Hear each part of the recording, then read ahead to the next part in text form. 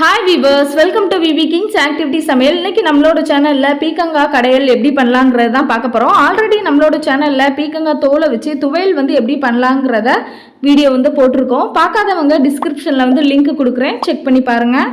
வாங்க இப்போ வீடியோக்குள்ளே போகலாம். பீக்கங்காயில் மேலே உள்ள தோலெல்லாம் சீவிட்டு இந்த மாதிரி குட்டியாக கட் பண்ணி வச்சுருக்கிறேன். 2 கைப்பிடி அளவு பாசிப்பருப்பை தண்ணியில் வாஷ் பண்ணிவிட்டு எடுத்து வச்சுருக்கேன். ஒரு தக்காளியை இந்த அளவுக்கு நான் கட் பண்ணி வச்சுருக்கேன். இப்போ எல்லாத்தையுமே நம்ம குக்கரில் சேர்த்துடலாம். ஃபஸ்ட்டு பீக்கங்காய் நான் சேர்த்துக்கிறேன். 2 பச்சை மிளகாய் காரத்துக்காண்டி, ஒரு தக்காளியை நான் கட் பண்ணி வச்சுருந்தேன், அதை இதோடு சேர்த்துக்கிறேன். 2 கைப்பிடி அளவு பாசிப்பருப்பை தண்ணியில் வாஷ் பண்ணி வச்சதையும் சேர்த்துக்கிறேன்.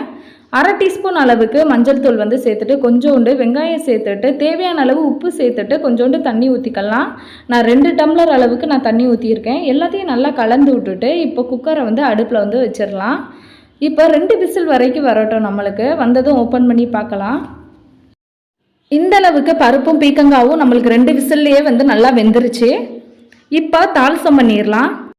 கடாயில் 3 டீஸ்பூன் அளவுக்கு ஆயில் சேர்த்துக்கிறேன். 1/2 டீஸ்பூன் அளவுக்கு கடுகு சேர்த்துட்டு, கடுகு நல்லா பொரிஞ்சதும் 3 பட்டை வத்தல் இதோட சேர்த்துக்கிறேன். ஒரு பெரிய வெங்காயத்தை இந்த அளவுக்கு குட்டியாக கட் பண்ணி வச்சுருந்தேன், அதே இதோட சேர்த்துட்டு, கொஞ்சோண்டு கருவேப்பிலையும் சேர்த்துட்டு ப்ரௌனிஸாக வர்ற வரைக்கும் நல்லா வதக்கிக்குவோம். லைட் ப்ரௌனிஸாக வந்தோன்னா கடையிலோட சேர்த்து நல்லா கலந்து விட்டுறலாம். லைட்டாக மல்லிச்செடி தூவி இறக்கிட்டோம் அப்படின்னா பீக்கங்காய் கடையல் ரெடி. நம்மளோட சேனல்ஸில் வர்ற வீடியோஸ் எல்லாமே உங்களுக்கு பிடிச்சிருந்தது அப்படின்னா லைக் பண்ணுங்கள், ஷேர் பண்ணுங்கள் அண்ட் சப்ஸ்கிரைப் பண்ணுங்கள். மறந்துடாமல் கீழே இருக்க பெல் பட்டனை ப்ரெஸ் பண்ணிடுங்க. அப்படின்னா தான் நான் போடுற வீடியோஸ் எல்லாமே உங்களுக்கு நோட்டிஃபிகேஷனில் வரும். Thank you so much.